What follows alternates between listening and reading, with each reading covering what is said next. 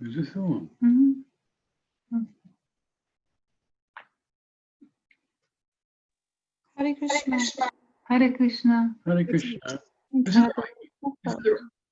This is the right meeting, isn't it? Yeah, I got confused, but I tried a few. Yeah, I went for the one on the top in the end on my Zoom, and hope, a lot of hope. Because it says he's in another. Oh, I don't know.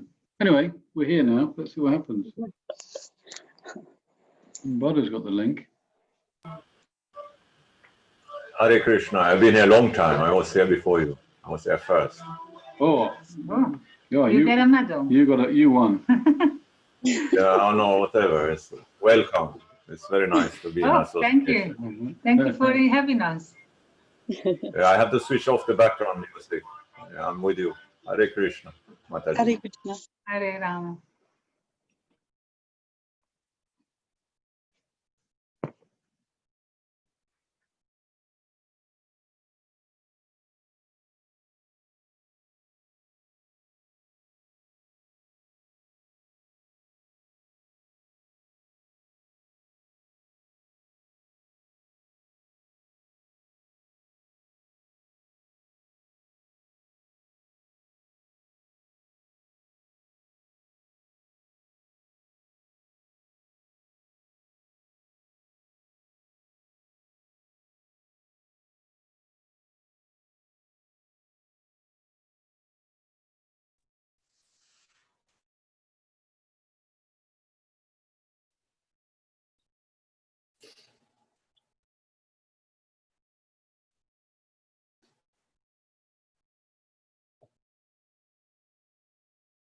Hare Krishna. How you all, everyone? Hare Krishna. Hare Krishna. Hare Krishna. Hare Krishna. Hare Bol.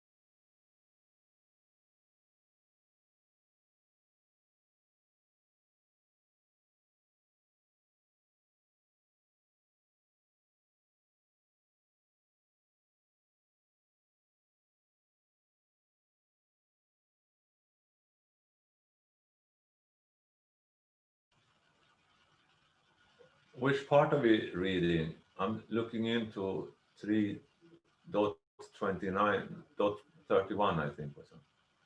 It's fourth canto, second chapter, verse 20 or 21. Thank you.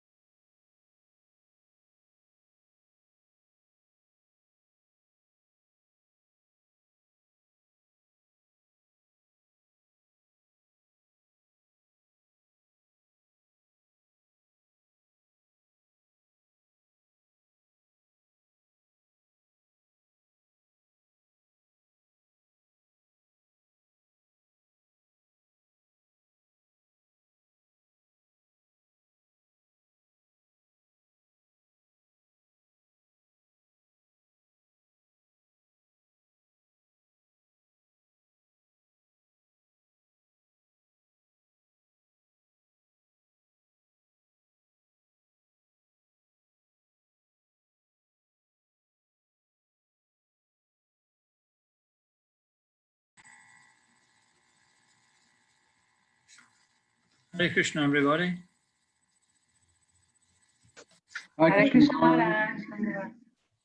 Hare Krishna Maharaj. Hare Krishna. We just had a meeting. I just came straight from there. Okay.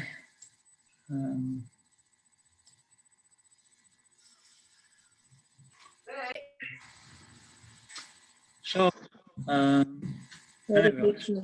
the invocation. Om Namo Bhagavate Vasudevaya.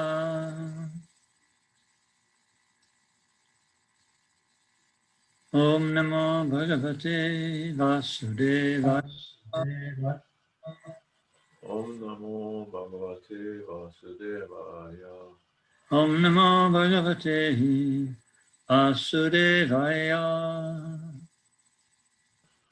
Om Namo Bhagavate Vasudevaya. Okay, so, okay, can everybody remember where we finished? Yes. Canto 4. Oh, What's that? We were on Canto 4, that's right. We are talking about how Daksha had the daughter Sati, who was married to Shiva, Yeah, and there was this assembly. and he was very happy about that, right?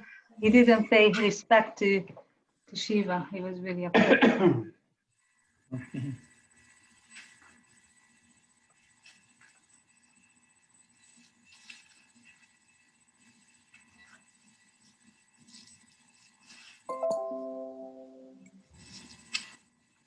Okay, so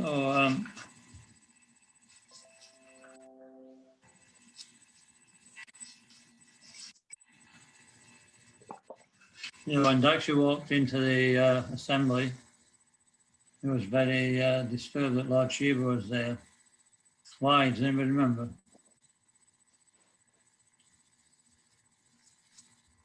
It's something to do Because he only, sorry. No, you carry on. Your idols are better than mine. Please. Hmm. One of you's got to answer.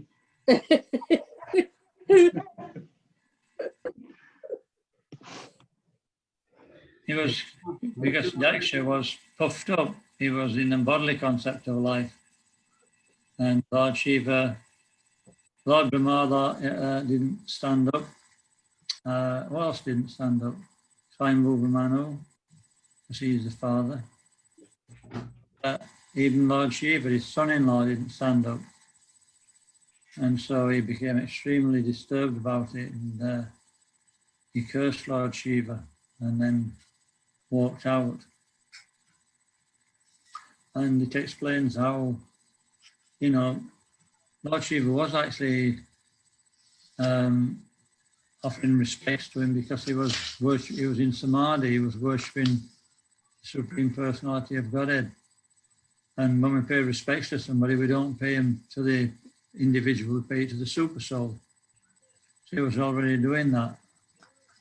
But because Daksha was in a bodily concept of life, he was disturbed because he was thinking he deserved respect.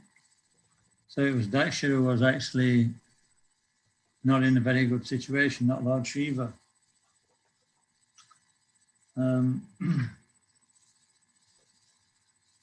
So then, of course, after Daksha had walked out, then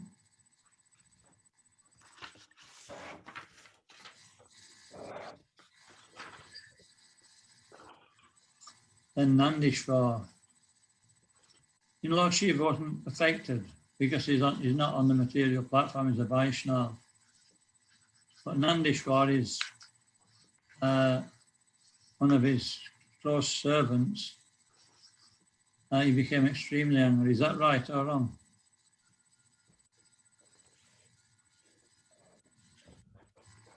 Good question, isn't it? In one respect, it's right because he should actually protect the master. He should, you know, he should defeat the other person with argument. He shouldn't allow his spiritual authority to be defamed in that way. But he was wrong in cursing. He was doing the wrong thing in that respect. And so this is where all the trouble started, because he started cursing. And then later on, we'll see how Brigu started to curse back. So we can start with Where did we start last time? We'll start with Umbada. Do you have the page, Umbada? Maharaj, yeah, I'm near to it somewhere, but I'm on chapter 2. Well, let chapter 2 takes 20. Okay, then I'm there. Upon understanding that Lord Shiva had been cursed, Nandiswara, one of Lord Shiva's principal associates, became greatly angry. His eyes became red, and he prepared to curse Daksha and all the Brahmanas present there who had tolerated Daksha's cursing Shiva in harsh words. Anyone who has accepted Daksha as the most important personality and neglected Lord Shiva because of envy is less intelligent, and because of visualizing in duality will be bereft of transcendental knowledge. Pretentiously religious householder life, in which one is attracted to material happiness and thus also attracted to superficial explanation of the Vedas, robs one of all intelligence and attacks one to fruitive activities as all in all. Text 23. Daksha has accepted the body as all in all. Therefore, since he has forgotten Vishnupada or Vishnugati and is attached to sex life only, within a short time he will have the face of a goat. Text 24. Those who have become as dull as matter by cultivating materialistic education and intelligence are nesciently involved in fruitive activities. Such men have purposely insulted Lord Shiva. May they continue in the cycle of repeated birth and death. Text attracted by the flowery language of the enchanting Vedic promises, and who have thus become dull, always remain attached to fruitive activities. What does flowery language mean? Pardon? What does he mean by flowery language? Isn't Grandiose. it flowery language somehow? Poetry, is it, Maharaj? Poetry. Did you say something as well, Mahaman Shabu? There's like verbose, kind of romantic, kind of, I don't know, overly complicated and romantic. Yeah, well, it's actually explained in the purport that, it's flowers both have a smell and sometimes they have honey in them. I don't know if there's any flowers in England that have honey in them, but here it says they do. It says, but they don't last. It's material knowledge. Flowery language of the Vedas. It sounds nice. It's not eternal. So real, beneficial words are actually nectar. They're actually giving us knowledge about the eternal. So flowery language is not. That's how it's explained anyway. And that's where else do we read that? In Bhagavad Gita 2:42. People are attached to the flowery language of the Vedas, and therefore they miss the goal. They're expecting elevation to heavenly enjoyment like that. Buddleia is the flower that's got a honey smell, I think. What? A buddleia has a honey smell. A buddleia? Yeah, has a honey smell. What's a buddleia? It's a flower, a buddleia. Buddleia, I've not heard of a buddleia. Yeah, the butterflies like it. No? Yeah. They just grow in Wales, buddleias. They grow on railway tracks in very dry areas, apparently. In Manchester also. Yeah, and swaddling coat. Different colour. Yeah. That's the first time I've heard of a buddleia. Has everybody else heard of this then? Am I the only one that's not heard of it? Yeah, we have it in the garden, I've and heard of it's it. very common. Stephen, who's a gardener, he says it's very, very common. Buddleia. Yeah, I'm sure you know it. You may not know the name, but The one I like, isn't it? yeah. It's one of my favourite ones. But look a bit like a cone. Yeah. In different colours, purple, white, yellow. Nice aroma. I know what you mean. I know what you mean. Yeah. Okay, I'll try and collect some woodlews next time I go to Uffen playing fields. We go to the spiritual world and come back with one. All right, carry on, Umbada. Farouk. Text 26. These brahmanas take to education, austerity, and vows only for the purpose of maintaining the body. They shall be devoid of discrimination between what to eat and what not to eat. They will acquire money, begging from door to door simply for the satisfaction of the body. Text 27. Yeah, When because all these the are caste brahmanas. This is where it starts from. You know, they just actually make a living out of their particular so-called ashram. And, you know, Lord Chaitanya changed that when he made, you know, Haridas Thakur, Namacharya. And he made Ramananda Roy, who was also a Shudra, into a great Vaishnavas, proving that, you know, it's not going through the Brahminical line. You don't have to change bodies to take a Brahman's birth. It's by quality. Okay. 27.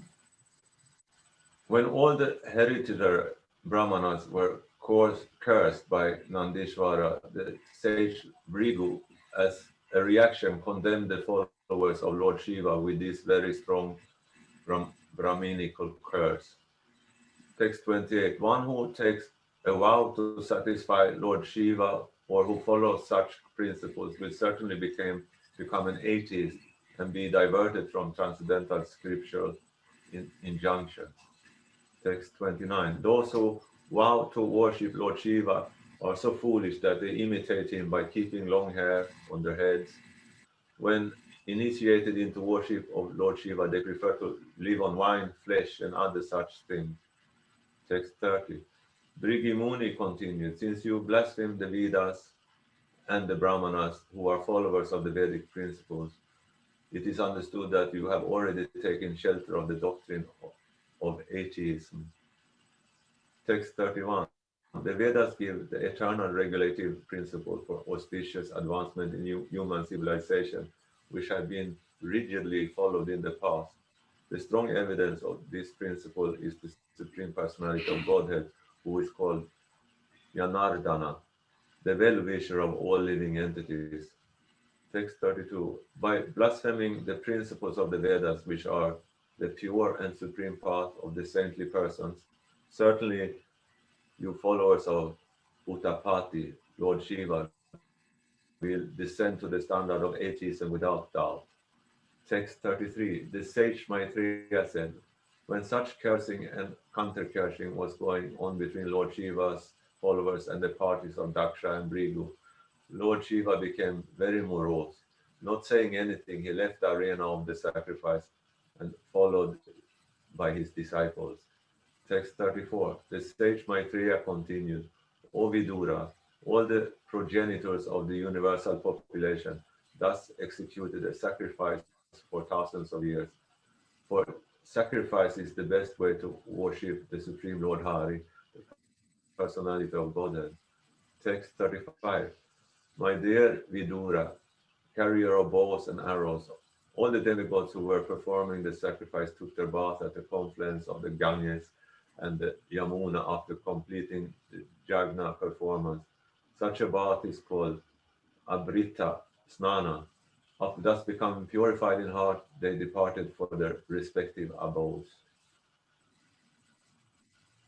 Okay, so that ends the chapter.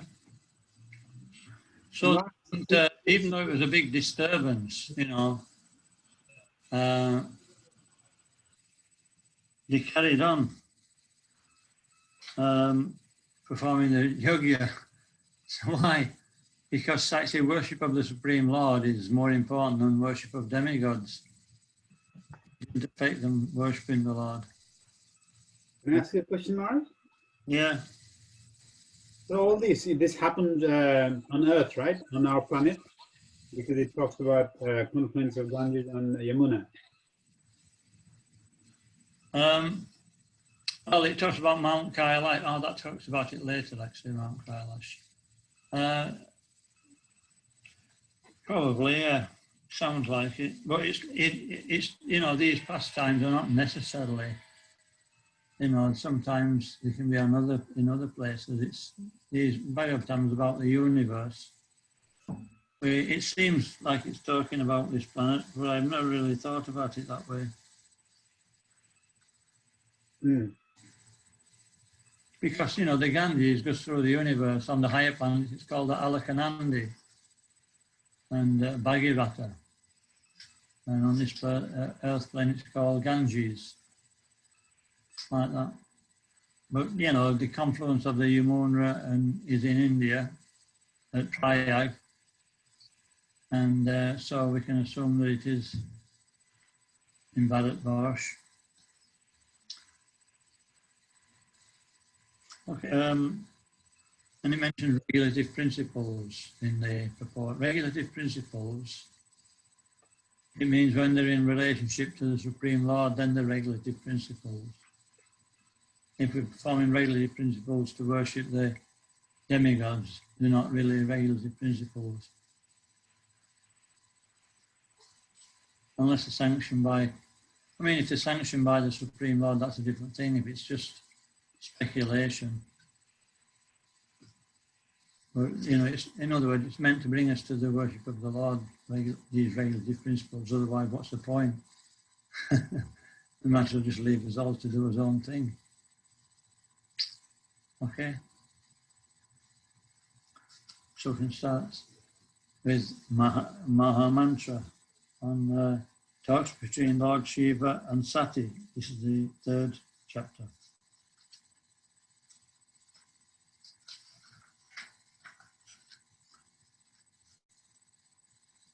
Have you got a...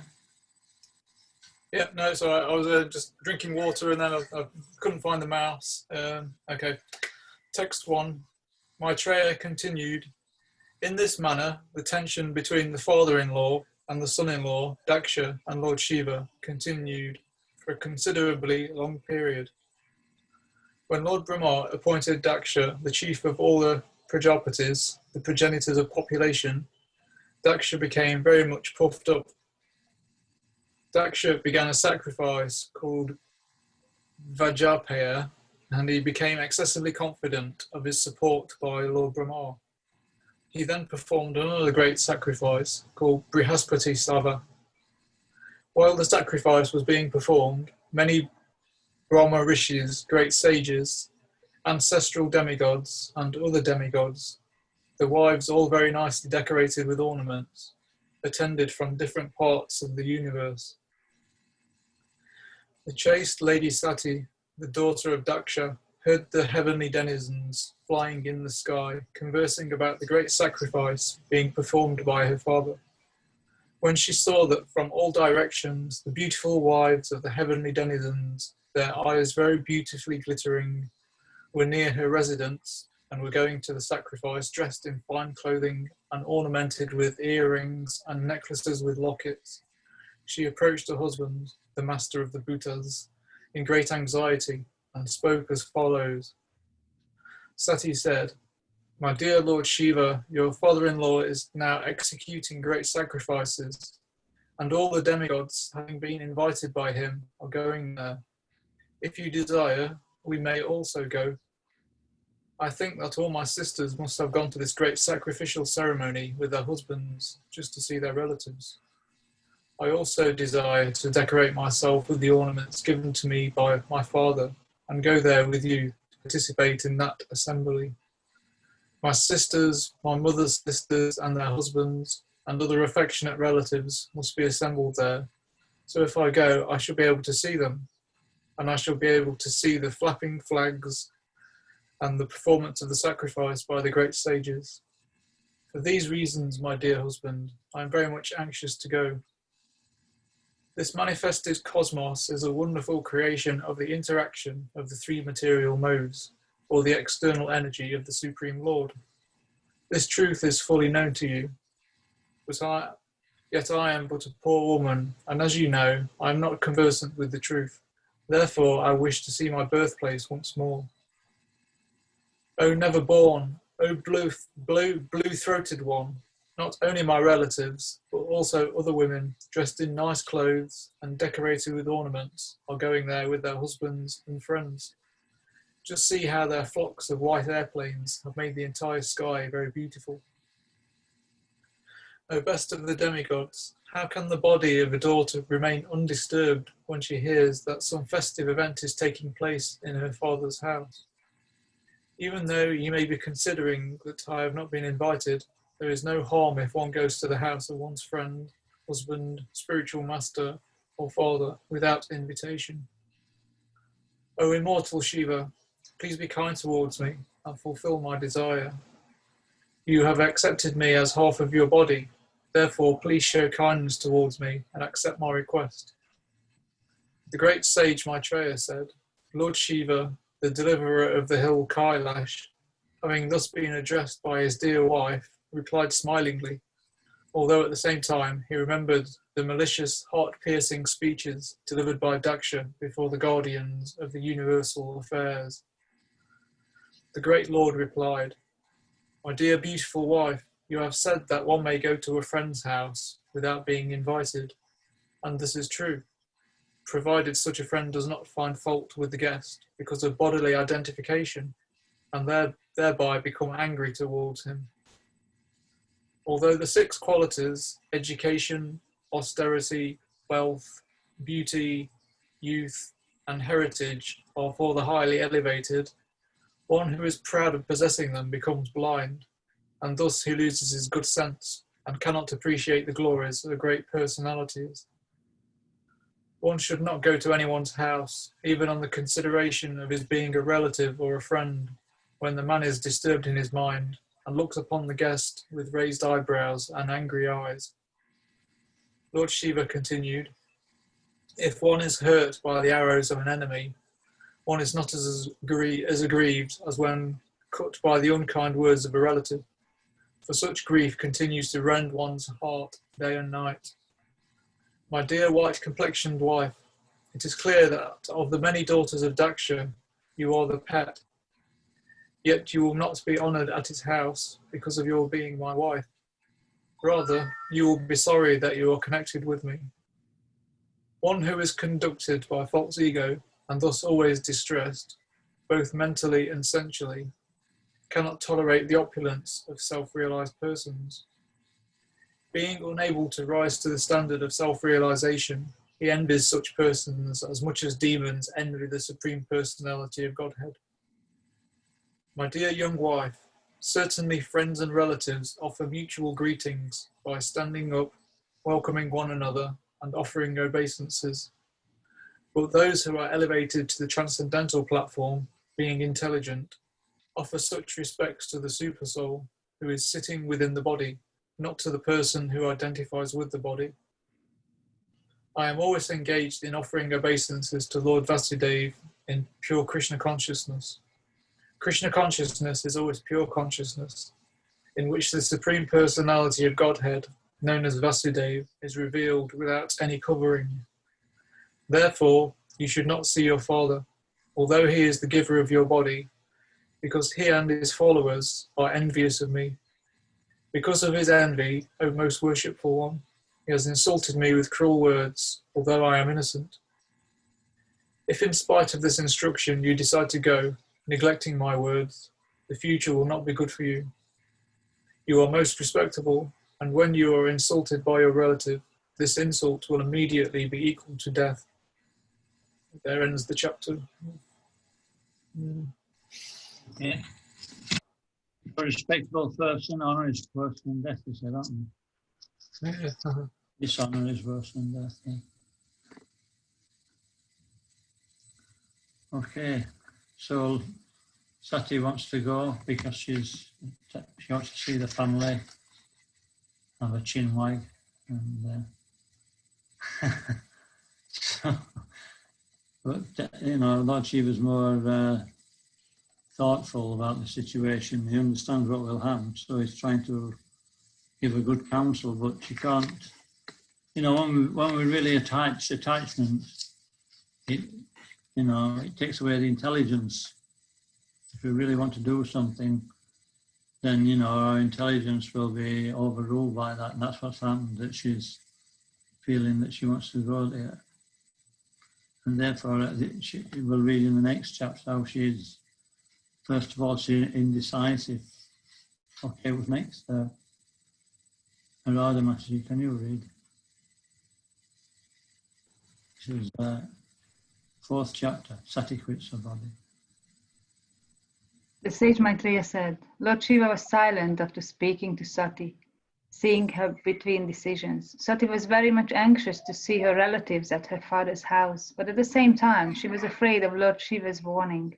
Her mind unsettled, she moved in and out of the room as a swing moves this way and that. Sati felt very sorry at being forbidden to go and see her relatives at her father's house, and due to affection for them, tears fell from her eyes. Shaking and very much afflicted, she looked at her uncommon husband, Lord Shiva, as if she were going to blast him with her vision. Thereafter, Sati left her husband, Lord Shiva, who had given her half his body due to affection. Breathing very heavily because of anger and bereavement, she went to the house of her father. This less intelligent act was due to her being a weak woman.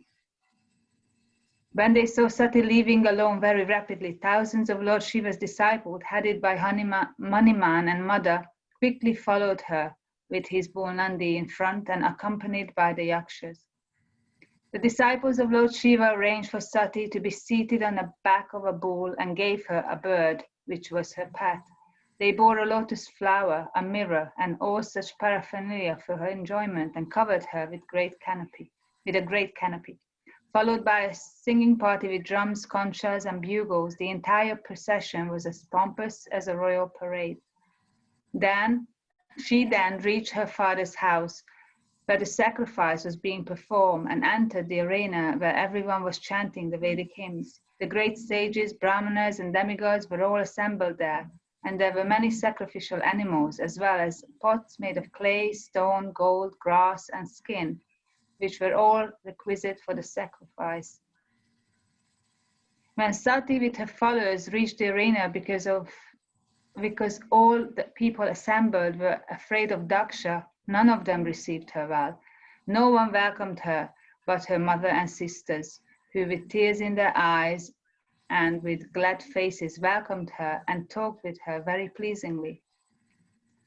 Although she was received by her sisters and mother, she did not reply to their words of reception, and although she was offered a seat and presents, she did not accept anything, for her father neither talked with her nor welcomed her by saying about her welfare. Present in the arena of sacrifice, Sati saw that there were no oblations for her husband, Lord Shiva. Next, she realized that not only had her father failed to invite Lord Shiva, but when he saw Lord Shiva's exalted wife, Daksha, did not receive her either. Thus she became greatly angry, so much so that she looked at her father as if she were going to burn him with her eyes. The followers of Lord Shiva, the ghosts, were ready to injure or kill Daksha, but Sati stopped them by her order. She was very angry and sorrowful, and in that mood she began to condemn the process of sacrificial fruitive activities and persons who are very proud of such unnecessary and troublesome sacrifices. She especially condemned her father, speaking against him in the presence of all. The blessed goddess said, Lord Shiva is the most beloved of all living entities. He has no rival. No one is very dear to him, and no one is his enemy. No one but you could be envious of such an universal being who is free from all enmity. Twice-born Daksha, a man like you can simply find fault in the qualities of others. Lord Shiva, however, not only finds no faults with others' qualities, but if someone has a little good quality, he magnifies it greatly. Unfortunately, you have found fault with such a great soul. Okay. So, who's next? I'm seeing Jai Krishna's next. Krishna Prabhu's not reading. Oh, Krishna. Oh, go on. Sorry. Thanks, Aradon. 13. It is not wonderful for persons who have accepted the transient material body as the self to engage always in deriding great souls. Such envy on the part of materialistic persons is very good, because that is the way they fall down. They are diminished by the dust of the feet of great personalities. Sati continued, my dear father, you are committing the greatest offense by envying Lord Shiva, whose very name, consisting of 2 syllables, Shi and Va, purifies one of all sinful activities. His order is never neglected. Lord Shiva is always pure, and no one but you envies him. You are envious of Lord Shiva, who is the friend of all living entities within the 3 worlds.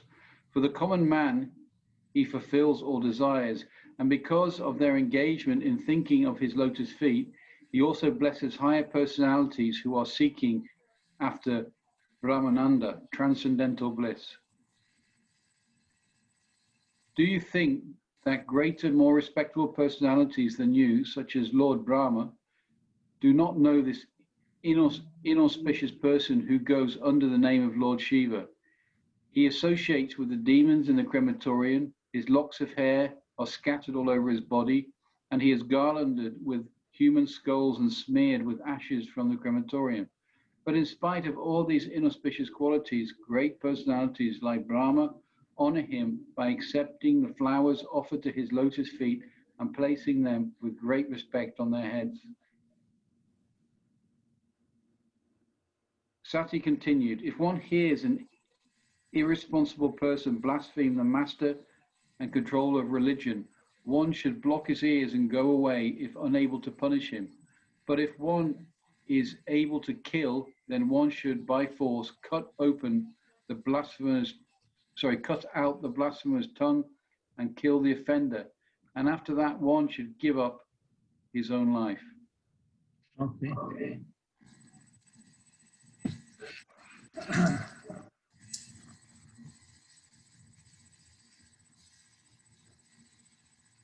And so when you kill the offender, then it stops him from suffering afterwards. That's the one thing.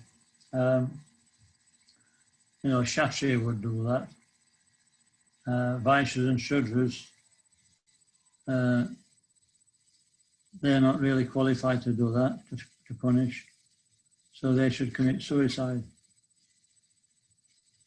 And Brahmins, it's not proper for them to give up their life.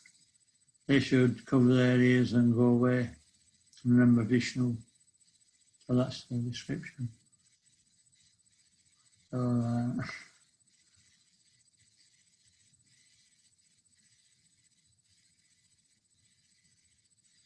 and also Sati didn't want, when she went there, she was quite confident to kill Daksha, but she didn't, because then her husband would be insulted that, a woman had to come and kill Daksha, and Daksha instead of Lord Shiva. So she didn't want to put herself as higher than the husband.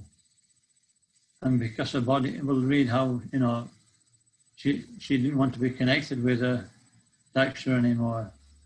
And the connection was through the material body, so she gave up the material body so that connection was lost. When we leave this body, we're no longer connected to all the things we thought we were connected to. They're actually gone forever. It doesn't seem like that. But, that's what Prabhupada kept telling us. I'm listening to a tape today where he's speaking to one Professor Duckheim, a German. He's emphasizing this point. And then before that, he was speaking to a French philosopher. And he was just making this point that nothing is actually permanent in this world. It's just a waste of time.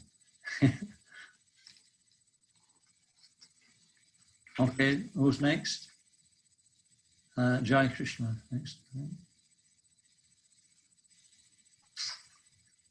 So it's text 17, yeah? 18, is it? 18, yeah. Okay. 19. 19, yeah? So we start with 19, yeah? Yeah. 18, Prabhu. 18, yeah? I'll go with 18. Therefore, I shall no longer bear this unworthy body, which has been received from you, who have blasphemed Lord Shiva. If someone has taken food which is poisonous, the best treatment is to vomit. It is better to execute one's own occupational duty than to criticize others. Elevated transcendentalists may sometimes forego the rules and regulations of the Vedas, since they do not need to follow them, just as the demigods travel in space, whereas ordinary men travel on the surface of the earth. In the Vedas, there are directions for two kinds of activities. Activities for those who are attached to material enjoyment, and activities for those who are materially detached. In consideration of these two kinds of activities, there are two kinds of people who have different symptoms. If one wants to see two kinds of activities in one person, that is contradictory. But both kinds of activities may be neglected by a person who is transcendentally situated. My dear father, the opulence we possess is impossible for either you or your flatterers to imagine. For persons who engage in fruitive activities by performing great sacrifices are concerned, satisfying their bodily necessities by eating foodstuffs offered as a sacrifice. We can exhibit our opulences simply by desiring to do so. This can be achieved only by great personalities who have renounced self-realized souls. Well, that's real opulence, is you know, to understand our real nature, not what we externally have. And you know, everybody comes to that realization in this material world anyway. Even if they become successful, you know, they become more degraded. They become more disappointed. And it, you know, like feeding, Bhagavad Gita says, it's just like feeding fuel to a fire. It doesn't actually put the fire out, it increases it. So it's the path to, you know, material success is the path to actually more degradation and distress. You know, even in, you know, Daksha, he was actually an elevated, still is an elevated person. You know, he's actually, Brahma is the head of the universe, and he was deputed to be the chief Prajapati. So, you know, they're actually really control living entities. They're very, very powerful, and yet he became so, you know, entangled in material thought by that position, thinking, you know, I was listening to Prabhupada again today, and he made the same point. He said that one of the persons was saying, well, to help society, we will do this. You won't do anything. Is anybody who thinks he can do anything in this world, then, you know, it's actually an illusion. And it's true even for a devotee, if we think we're doing anything, it's a big illusion. It's all, you know, it's all Krishna's mercy.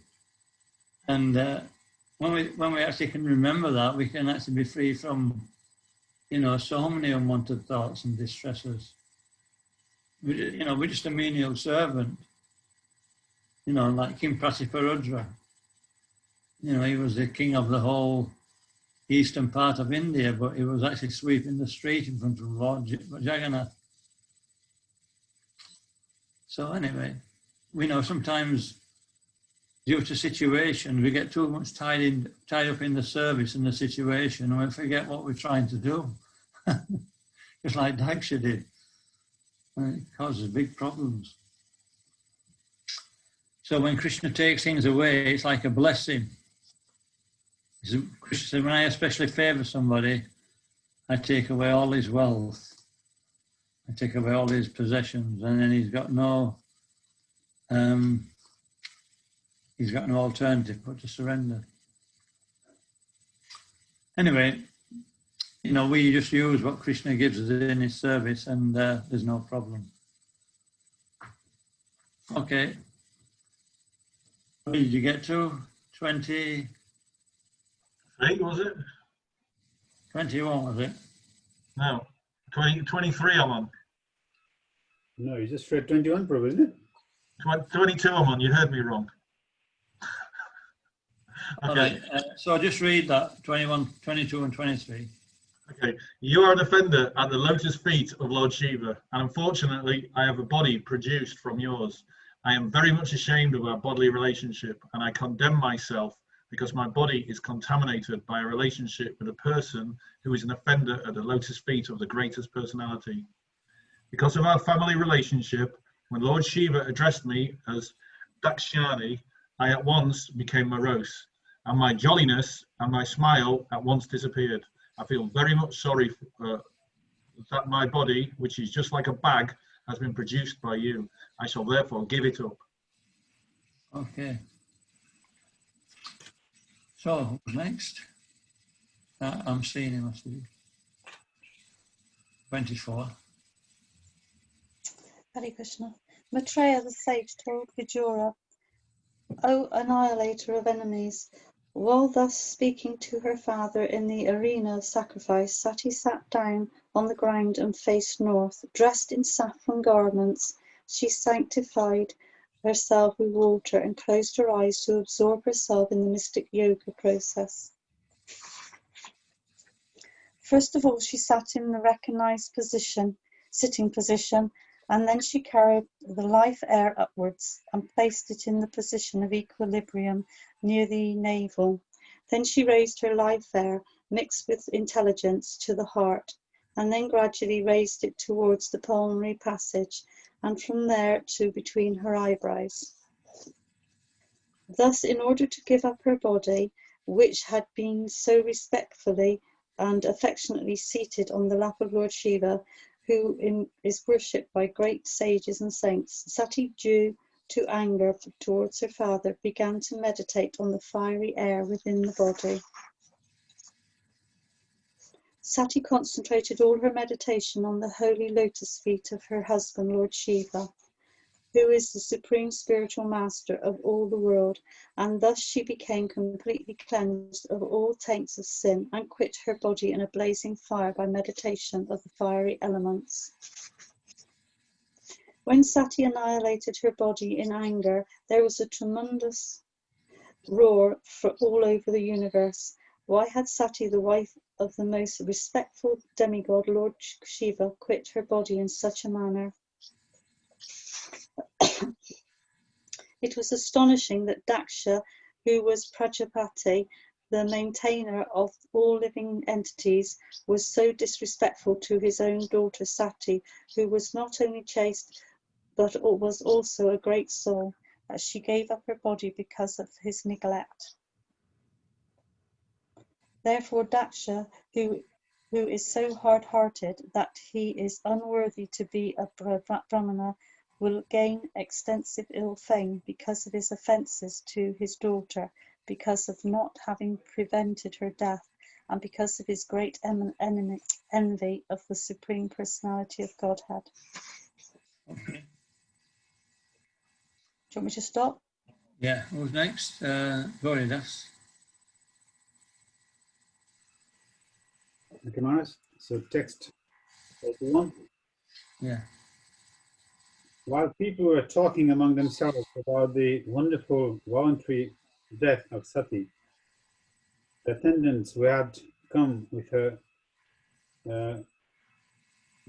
readied themselves to kill Daksha with their weapons.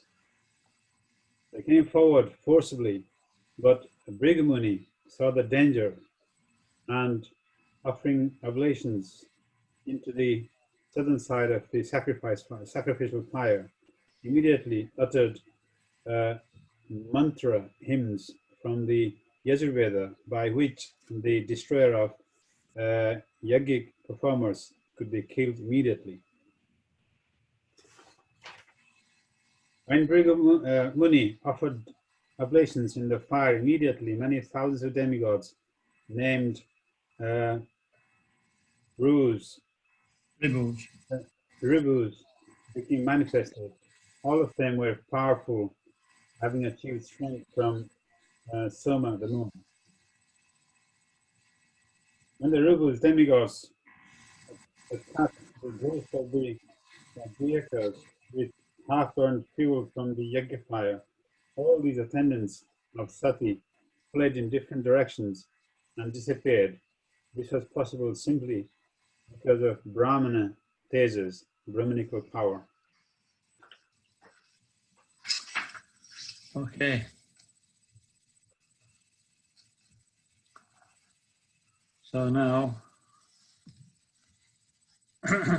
who's next?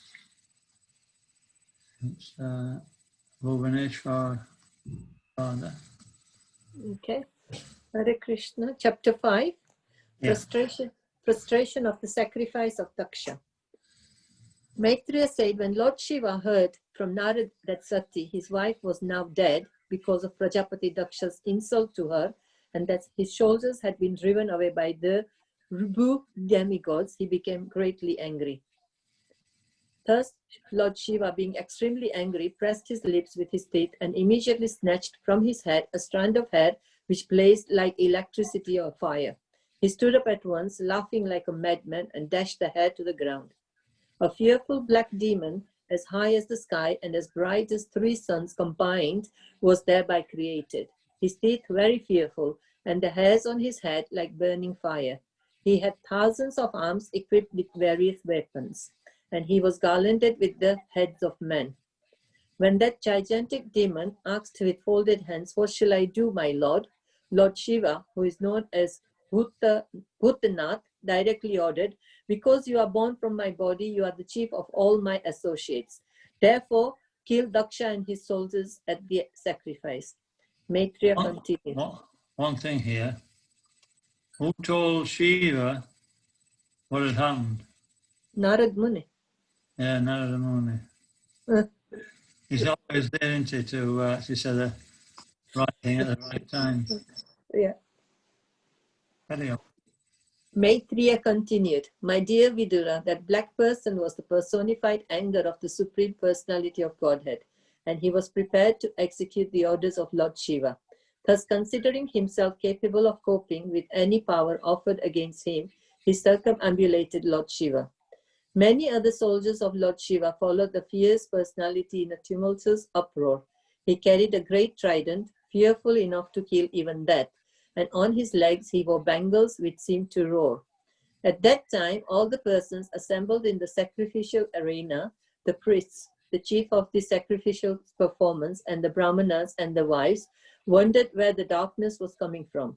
Later, they could understand that it was a dust storm, and all of them were full of anxiety. Conjecturing on the origin of the storm, they said, "There is no wind blowing and no cows are passing, nor is it possible that this dust storm could be raised by plunderers, for there is still the strong king Bahi, who would punish them. Where is this dust storm blowing from? Is the dissolution of the planet now to occur?" Prasuti, the wife of Daksha, along with the other women assembled, became very anxious and said, "This danger has been created by Daksha because of the death of Sati, who, even though completely innocent, quit her body as her sisters looked on. At the time of dissolution, Lord Shiva's hair is scattered, and he pierces the rulers of the different directions with his trident. He laughs and dances proudly, scattering their hands like flags as thunder scatters the clouds all over the world. The gigantic black man bared his fearful teeth. By the movements of his brows, he scattered the luminaries all over the sky, and he covered them with his strong, piercing effulgence. Because of the misbehavior of Daksha, even Lord Brahma, Daksha's father, could not have been saved from the great exhibition of anger. While all the people talked amongst themselves, Daksha saw dangerous omens from all sides, from the earth and from the sky. My dear Vidura, all the followers of Lord Shiva surrounded the arena of sacrifice. They were of short stature, and were equipped with various kinds of weapons. Their bodies appeared to be like those of sharks, blackish and yellowish. They ran all around the sacrificial arena and thus began to create disturbances.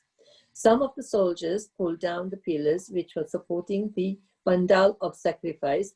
Some of them entered the female quarters, some began destroying the sacrificial arena, and some entered the kitchen and the residential quarters.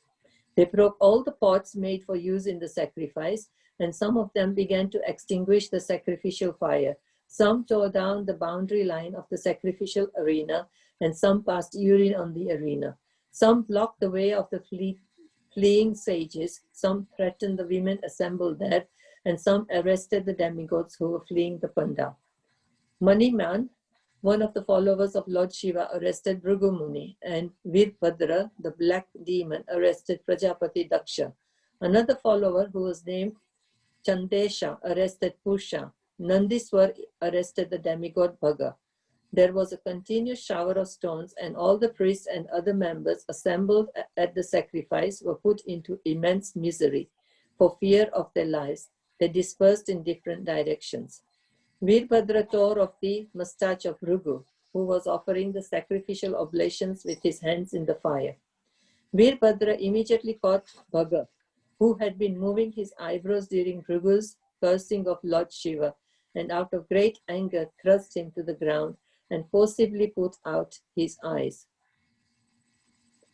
Just as Baldev knocked out the teeth of Dantavakra, the king of Kalinga, during the gambling match at the marriage ceremony of Aniruddha, Veerabhadra knocked out the teeth of both Daksha, who had shown them while cursing Lord Shiva, and Pusha, who, by smiling sympathetically, had also shown his teeth.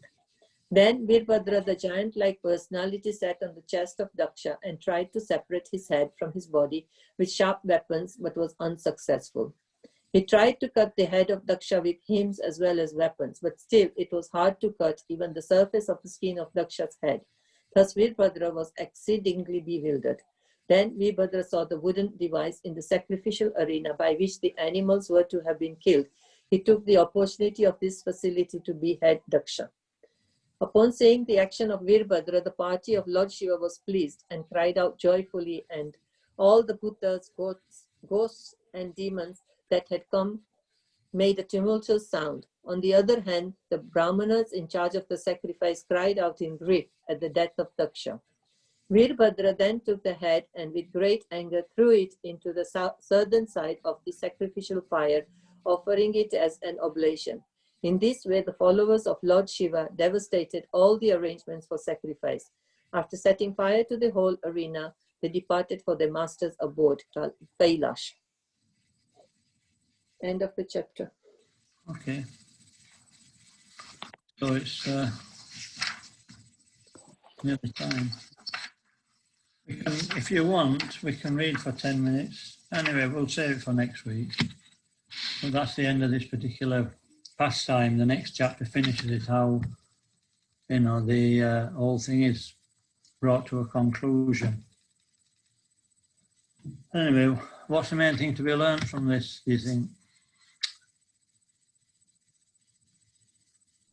Don't upset Shiva.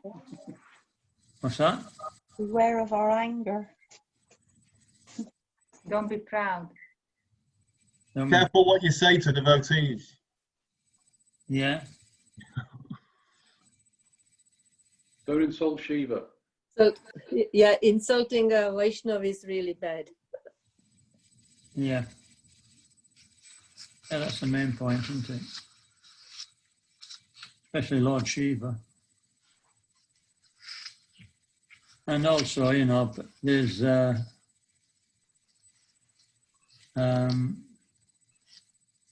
we can be proud in position.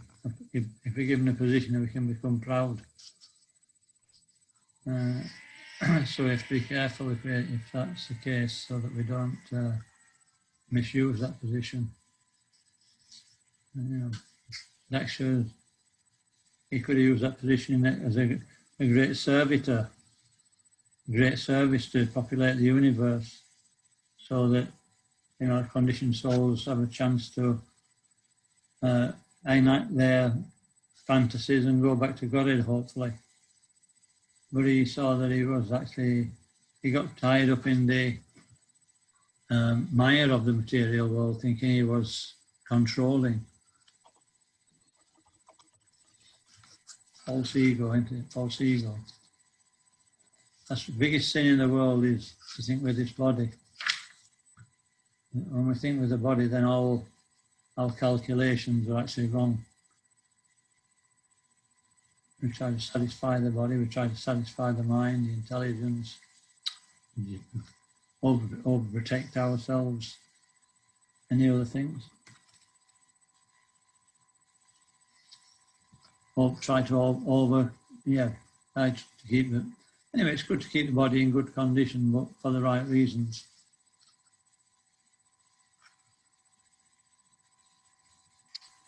Any other things to learn? All right. Taking, somebody gives you good advice, you should take it. Yeah, it's not. Yeah, I mean, it's not always possible because people are so conditioned, So, yeah. Anyway, if we can do that, if we can take good advice, it's better. Yeah, what were you going to say, Krishna?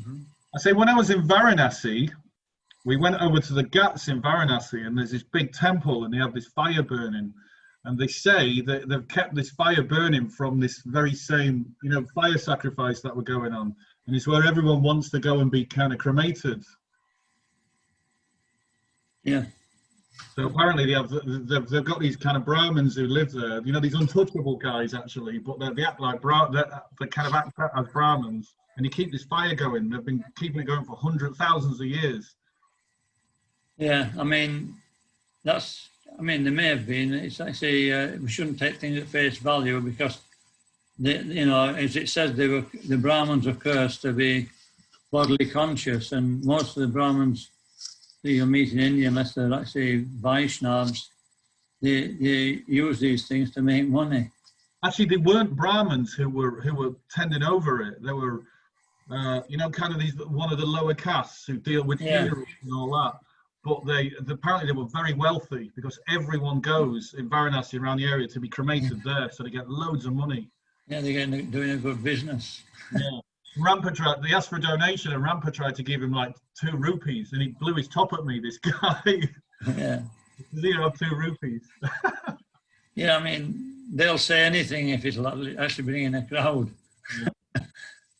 Anyway, maybe it's been for 2,000 years or so many thousand years, but anyway. I think it's certainly close to the holy site. What's that? I think it's near Dashvameda Ghat, the main ghat. Yeah. That's the holy site. So anyway, if you want to get cremated there, that's all right. I'll be all right in Sheffield, Maharaj. You might get a goat's head in your next birth.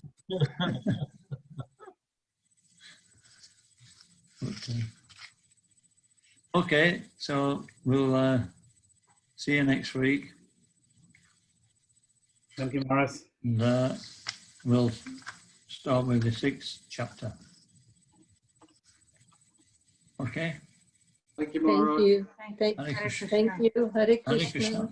Hare Krishna. Thank you. Hare Krishna.